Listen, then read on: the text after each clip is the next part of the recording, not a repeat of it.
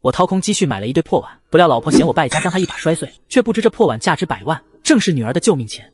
我不想看什么狗屁杯子。唐仲威眼泪涌出，满面凄凉。叶枫，无论任何时候，我都和爸妈说，你以后会好起来的。这段时间以来，我以为你真的改了，可现在我明白了，爸妈说的对，嫁给你是我瞎了眼。唐仲威疯狂踢打着，叶枫只能全力护住另一个杯子。倘若这个也碎了，那女儿的命可就真的没了。就连护士都看不下去了，把叶枫推走。你赶紧走吧，真没见过你这种男人，也不嫌丢人。叶枫满脸苦涩，但他却不知道该怎么解释，只能先行离开。到了深夜，他才悄悄地来到病房，看着已经睡着，但是脸上还挂着泪痕的唐仲威，叶枫心里隐隐作痛。爸爸，耳边传来了诺诺的声音，小丫头显然是因为疼才睡不着的。叶枫来到她面前，满脸疼惜。疼吗？诺诺下意识地点了下头，但又立刻摇头。她很努力地挤出笑脸，不疼的。看着小丫头因为不想爸爸妈妈难过装出来的坚强，这一刻叶枫终于放下了心中的别扭。他柔声道：爸爸会让你好起来的。诺诺眨了眨大眼睛，用力点头，甜甜地笑道：我相信爸爸，爸爸最厉害了。叶枫又看了眼唐仲威，深吸了一口气，在小丫头脸庞上亲了一口。爸爸去给你赚钱治病，乖乖听医生的话，等我回来。小丫头满脸不舍地看着叶枫离开，好像她知道自己命不久矣，知道如果死了就再也见不到爸爸了。叶枫来到走廊，鼻头一酸，狠狠地给了自己一巴掌，呢喃道：从今天开始，你已经是过去，我会让他们母女俩过得比谁都幸福。这一巴掌代表她和过去那个男人彻底告别了。病房里，唐仲威缓缓睁开了眼睛，她转头看向门外，她知道丈夫已经来过了。妈妈，你别生爸爸的气好吗？我不想看见你们吵架。唐仲威叹出一口气，妈妈也不想吵架，可是其实她知道叶枫不是要害女儿，但她不相信那杯子会是古董，只是觉得丈夫太幼稚了。很快，唐仲威仿佛下了什么重要的决定。妈妈会让你好起来的。诺诺努力点了点头。我相信妈妈，也相信爸爸。唐仲威露出一个勉强的笑容，没有再说话。第二天一早，唐明海来了病房，看着比自己大了5岁的哥哥，唐仲威满脸恳求：哥，不管怎么样，她是我的女儿，在我回来之前保护好她。唐明海皱了皱眉：你要干什么去？是要找谁借钱吗？你应该知道，这年头除了自己家人，就算是表亲都不乐意借钱的。我知道的，我只是出去办点事，很快就回来。见他如此坚持，唐明海只好道：那行吧，我先帮你看一会儿。唐仲威点了点头，看了一眼女儿后转身离开。出了医院，唐仲威掏出手机拨出去了一个号码，很快手机里传出一个声音：那喂。唐仲威有些紧张地开口：你们是买肾的吗？那边沉默了几秒。你要买吗？多少钱？1个25万，2个60万。此时的叶枫站在古玩街打量着来往的行人，他并不知道唐仲威已经决定要卖肾了。如果记忆没出错的话，那位收藏家应该就在这2天会来古玩街。直到中午11点的时候，他终于看到了自己的目标，他立刻上前将来人拦住。是何先生吗？何元良看了他一眼，确定不认识。你是哪位？您好，我叫叶枫，我们并不认识，但我听过您的大名，今天冒昧拦下，主要是想和您做笔生意。我这里有个古董杯子，您看了一定会喜欢。叶枫说完，把怀里的皇家祭礼拿了出来。何元良接过来扫了一眼，立刻眼睛发亮。这是清代的皇家祭礼杯。没错。叶枫竖起大拇指恭维道：您果然见多识广，一眼就看出这物件的来历。何元良呵呵一笑：的确是个好东西，你打算卖多少钱？叶枫竖起3根手指：30万。何元良一听，立刻把杯子还给他，摇头道：价格太高。叶枫一怔，他出的这个价格绝对算不上高。据说何元良当时捡漏这对皇家祭礼杯后，没2年就100万的价格出手了。何元良似乎看出了他的心思。说实话，我更喜欢自己捡漏，花小钱买真东西，而不是花高价去收购，不然的话也没必要来这种地方了。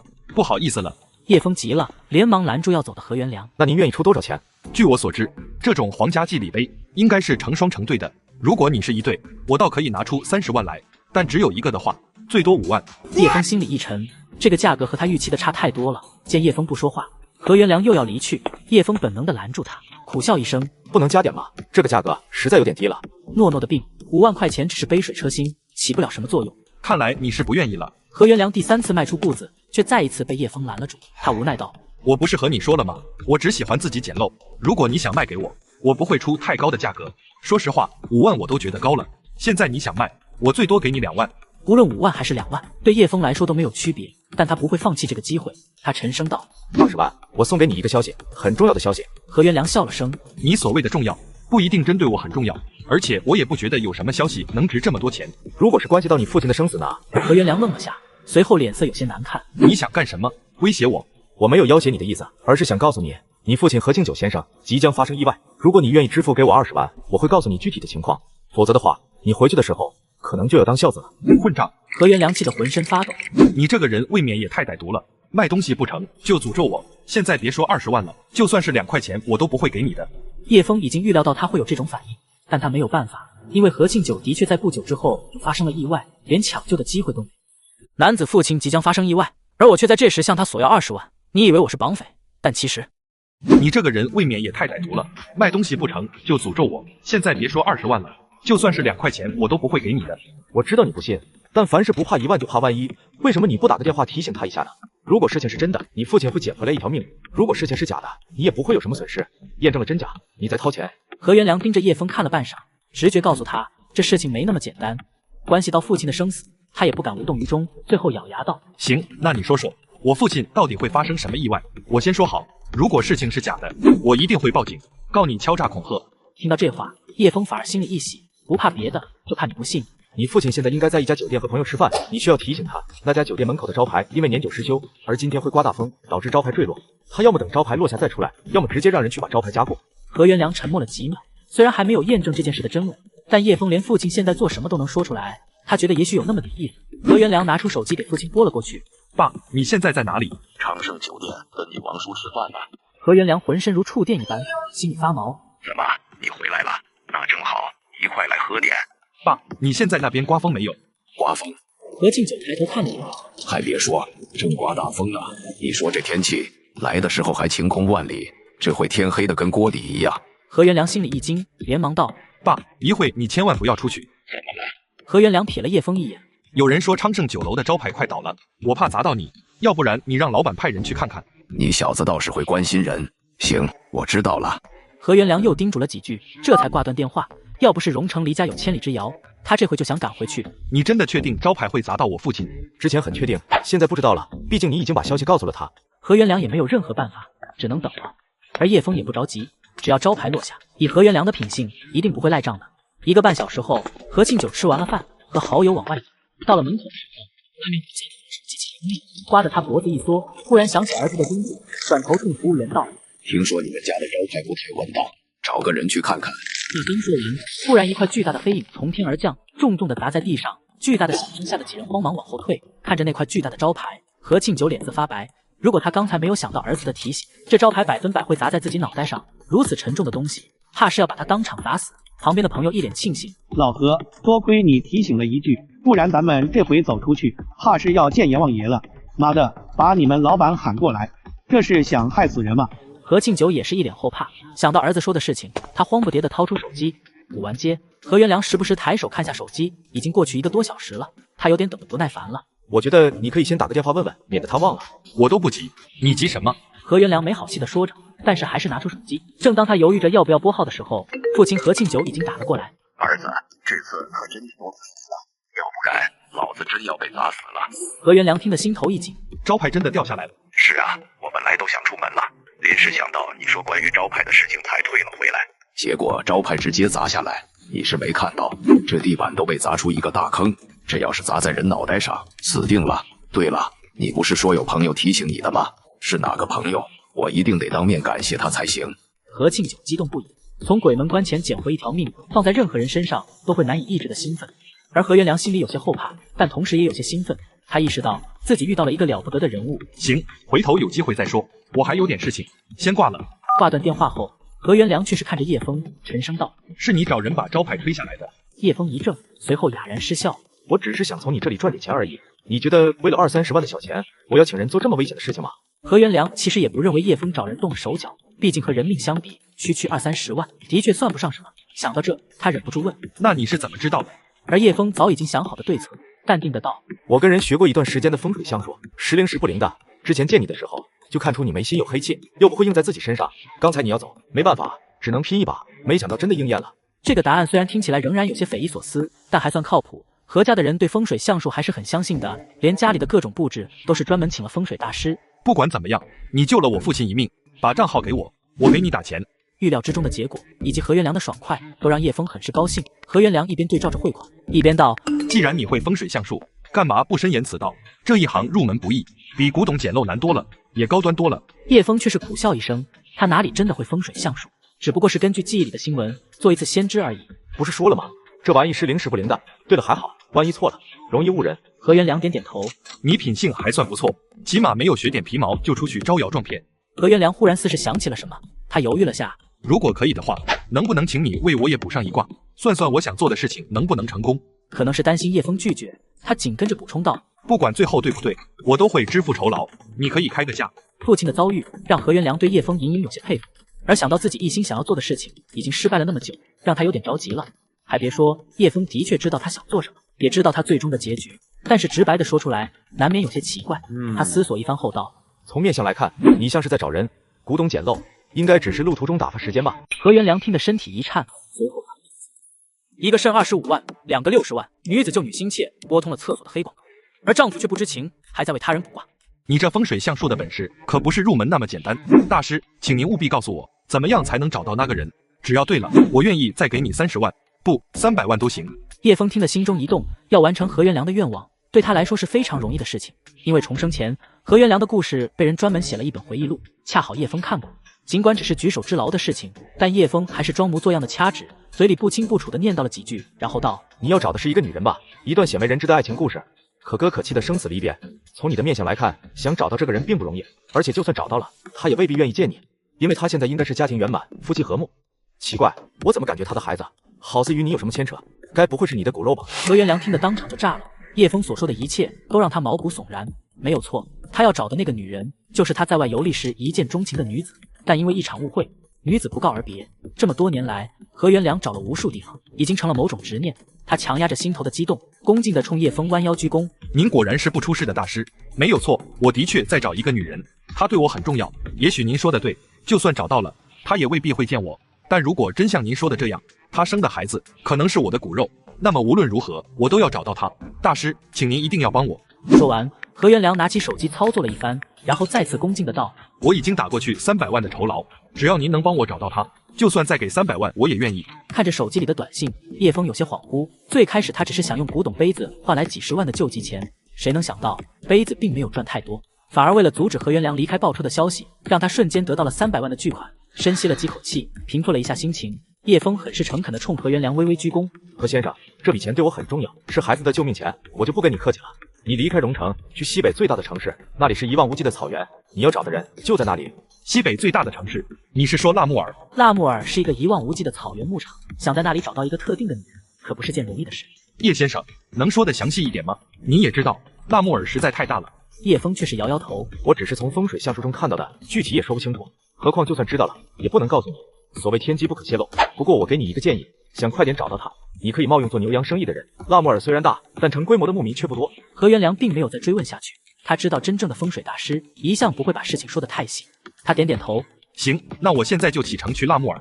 如果真能找到他，到时候我会再回来当面感谢叶先生。这个杯子就当是我们的信物，先放在叶先生这里。”叶枫冲他拱拱手：“好，我在这预祝你成功。”何元良脸上露出笑容，转身离开。他的步伐轻快，比来时放松了许多。找了这么多年，如今终于有了一线希望，怎能不开心？看着他离去的背影，叶枫很是有些感慨。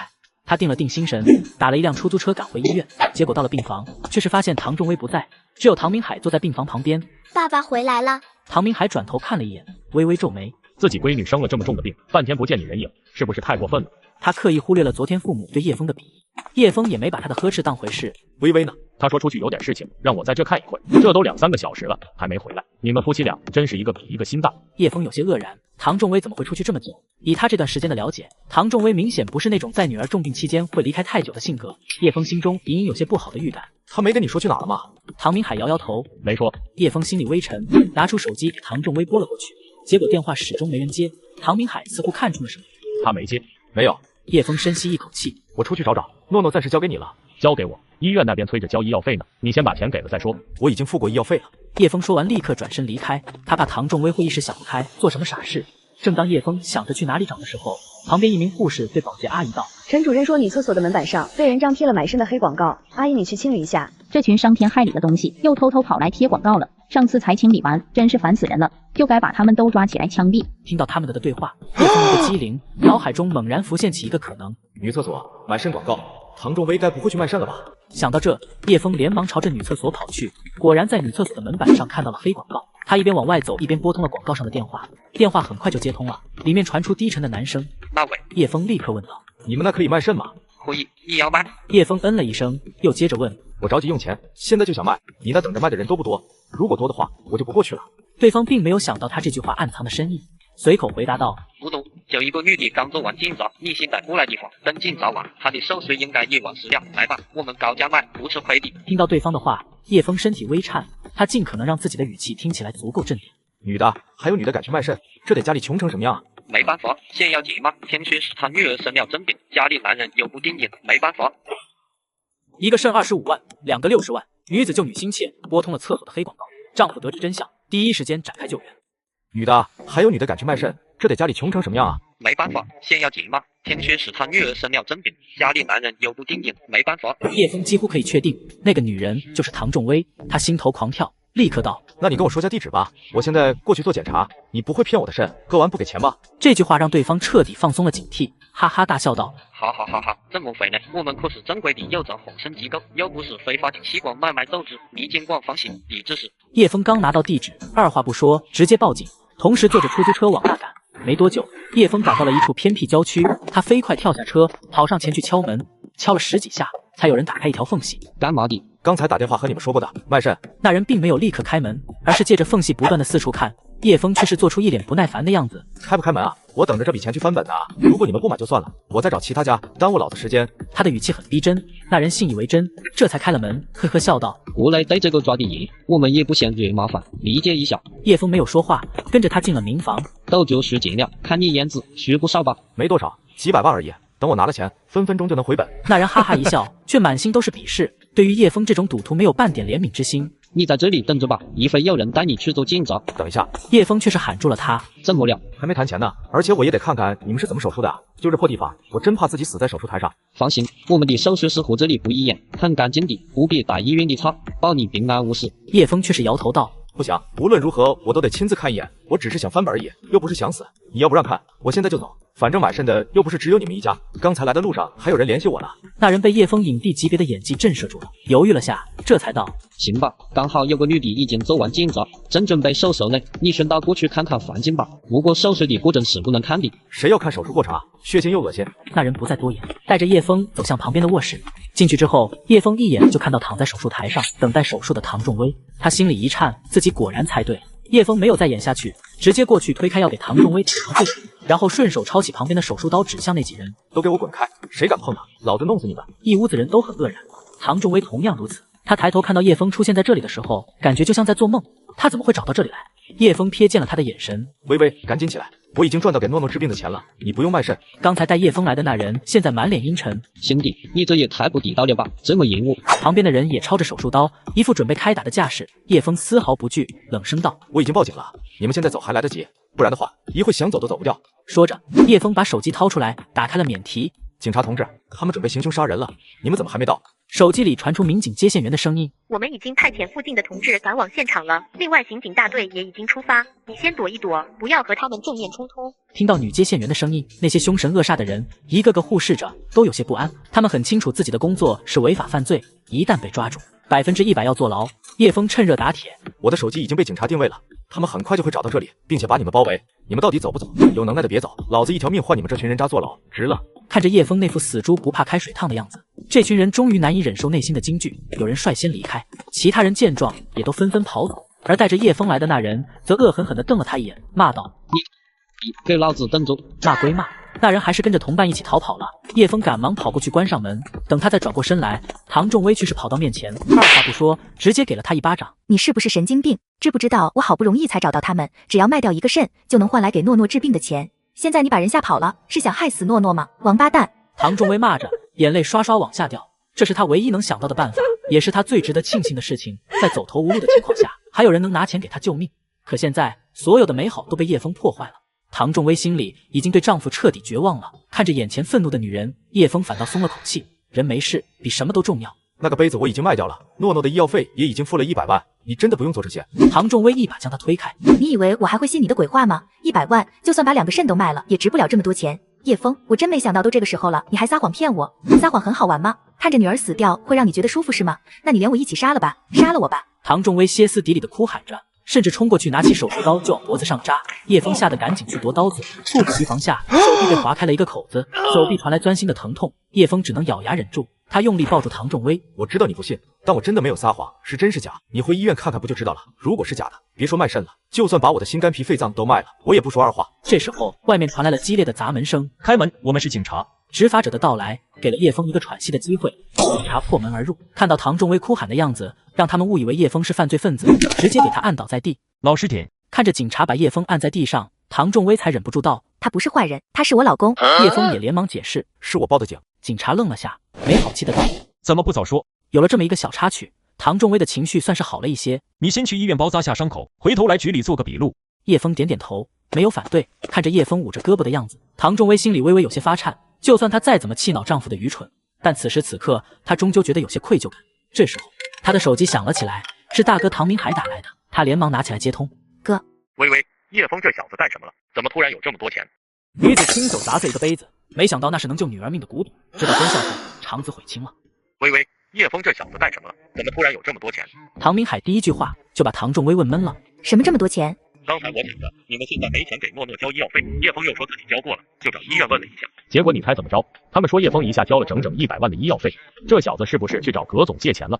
他的语气古怪。叶枫很受葛清泉的看重是没错，但他已经拒绝了葛清泉的好处啊。难道说这家伙跑去找葛清泉借钱了？我不知道。唐仲威满脸愕然地看向叶枫，见丈夫也抬头看向这边，冲他露出微笑的时候，他心头猛地一跳，低声道：“他说是把那个古董杯子卖了赚来的。”什么古董杯子？唐明海不明其意。他昨天拿1万块钱去买了一对杯子，说是古董，能卖很多钱。想到昨天发生的事情，唐仲威心里突然一慌，想起自己失手打碎了其中一个，如果这杯子真的很值钱，那自己岂不是犯了大错？唐明海却是嗤笑一声：“你信他的鬼话？要我说，他肯定是去找葛总借的钱，觉得面子上下不来，才谎称是卖古董赚的，怕你说他败家子。”唐仲威没有反驳，因为他也觉得这种可能性极大。当然了，更重要的原因是，这样他不需要有太多的负罪感，否则一个杯子100万，他能把肠子悔青。对了，你什么时候回来？诺诺喊着想妈妈。我这就回去。谁打的？大哥。唐仲威犹豫了下，看着他问：“大哥说你给医院交了100万的医药费，这钱哪来的？”不是跟你说了吗？卖古董赚的。不过也不完全是那杯子，主要还是因为给那个收藏家提供了一个他非常感兴趣的消息，算是他给的劳务费吧。唐仲威沉默了几秒，然后道：“其实你不用想方设法骗我的，我知道这钱是你找葛总借的，怕我说你败家，古董是假的，没什么大不了的。但你知不知道，这种行为很可能害死女儿？”叶枫苦笑道：“你就不能信我一回吗？实在不行，等那个收藏家回来了，我找他当面对质。”唐仲威看着他，许久后他叹出一口气，没有再说别的。从表情来看，他显然半个字都没有信过。回到医院，叶枫去外科缝针包扎，唐仲威则回了病房，看着小脸苍白却仍然努力微笑，听舅舅讲童话故事的女儿，唐仲威心里难受极了。诺诺看见妈妈，眼睛一亮，妈妈，这一喊却牵动了伤口，不禁疼得倒吸一口凉气。唐仲威连忙过去，别乱动。而一旁讲故事讲得口干舌燥的唐明海有些不高兴的道：“你搞什么？当爹当妈的全都跑了，让我自己在这看着他，真是太不像话了。早知道你们都不管他，我也不会来。”这番话听得唐仲威心里更难受，他很想告诉大哥自己已经被逼到去卖肾了，可这话他说不出口，因为不想博取别人的同情，他露出一个歉意的表情道：“对不起，我也没想到回来这么晚，你要有事就去忙吧。”我事多得很，都被你们给耽误了。唐明海没好气的道。说完，他往病房门口看了看。叶枫没给你打电话吗？这小子说出去找你了，还没回来。他受了点伤，去缝针了。唐明海微微一怔，怎么受伤了？唐仲威不知道该怎么和他解释。唐明海见他支支吾吾的，便道：“算了，我也没兴趣知道。不过等那小子回来，你跟他说清楚，借钱容易，还钱难。就你们家这条件，100万什么时候能还清？我可先说好，我手里的钱也不多，刚买了车，还打算买房子呢，可没那么多钱帮你们还账。至于爸妈那边，你们就更别想了。”看着喋喋不休的大哥，唐仲威苦从心中来，眼眶一红。哥，能别说了吗？他心里难受到好像碎了一般，自己真的姓唐吗？为什么感觉在他们眼里，自己就是一个累赘，一个谁都不想搭理的废物？想到曾经在家里受到的宠爱，再想想现在唐仲威心里的滋味，无法言喻。唐明海看出他的难过，却没有停止的打算，继续道：“你也别怪大哥说话难听，实在是被你气得不行。你说你这条件，找什么样的男人找不到，干嘛非吊死在一棵树上？早点离婚，家里好的还不是都给你？你要是担心收入的问题，有我，还有爸妈呢。我们又不是不能养你。再说了，我说别说了，不要说了。”本来就心情低落的唐仲威，终于被他刺激到发飙。唐明海被镇住了，连诺诺也吓得身子一抖。他从来没见过妈妈这么吓人。唐仲威紧握着拳头，双目通红，盯着唐明海：“你走吧，告诉爸妈，我们家的事情不要你们管，我就算死也不会离婚的。”唐明海张口欲言，可是看着唐仲威那近乎疯狂的样子，实在不知道还能说什么。他叹口气，正准备离开的时候，叶枫却在这时跑了进来。看到唐仲威的模样，他顿时沉下脸来。你又跟他说什么了？我不是告诉过你，半年内验证我到底是个什么样的人，为什么非要找麻烦？他没说什么。唐仲威一边深呼吸，控制自己的情绪，一边把唐明海往外推。你走吧。如果叶枫没来，唐明海可能也就走了。但是现在看到叶枫仿佛高高在上的表情，唐明海顿时怒了。什么叫我刺激他？我刺激的有你厉害吗？我已经知道你把最近赚来的钱都拿去买了个什么破杯子，明明一文不值，却说能卖几百万。医院里的费用是你交的吗？你能对天发誓没有找人家葛总借钱，这钱你还得起，最后还不是要我们唐家的人帮你擦屁股？叶枫，本来我觉得你还有点救，可是现在我真他妈……你能别说了吗？走，别在这待着，马上走！唐仲威硬生生把唐明海推了出去，然后用力关上了门。微微，他是不是有毛病？没事非得来找茬才痛快吗？你觉得他是在找茬？唐仲威惨笑着道：你难道看不出人家心里我们俩都像瘟疫一样，恨不得躲远远的吗？其实我知道你在乎面子，所以才去借了钱又不承认，但我还是很感激你，因为最起码你还能借到钱，就算我们还不起，只要女儿能活下去，哪怕让我把全身上下所有的东西都卖掉，我也愿意。叶枫，这也许是我们结婚以来你做过最正确的一件事。看着唐仲威那凄惨的表情，叶枫再也忍不住，直接掏出手机给葛清泉拨了过去。